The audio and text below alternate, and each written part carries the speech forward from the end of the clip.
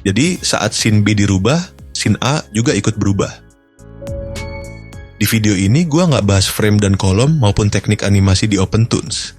Tapi gue bahas hal yang sangat penting dipahami, yaitu ekstensi file dan struktur folder project di OpenToonz yang jauh beda sama Krita, Clip Art Studio, Flippa Clip, bahkan Moho Studio Pro. Konsep dasar OpenToonz ada dua. Pertama, scene, dan yang kedua, level. Scene adalah file referensi, sedangkan level adalah file aset baik gambar maupun animasi. Jadi, scene sifatnya cuma ngarahin, sementara semua gambar dan objek disimpan di file level, baik level vektor maupun level raster. Jika kita lihat di Windows Explorer struktur folder OpenToonz Zestaff, itu seperti ini. Project, di dalamnya ada folder scene, drawing, inputs, extras, palettes, dan output. Masing-masing folder secara otomatis akan menyimpan file sesuai kategorinya.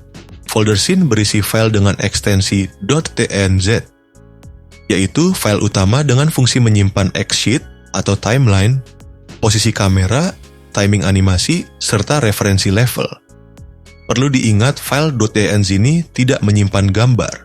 Folder drawing. Ini jantungnya project yang berisi file jenis TLV untuk level raster dan PLI untuk level vector. Selanjut folder inputs adalah tempat menyimpan gambar atau suara dari luar OpenToonz yang diinput ke dalam project, seperti gambar background atau file MP3 dubbing suara. Folder palettes adalah tempat menyimpan setelan warna. Ekstensinya .tpl dan ini bisa di-share antar level. Kemudian folder extras. Biasanya ini untuk menyimpan file-file tambahan, backup, versi lama, atau cache tertentu. Dan terakhir, folder output.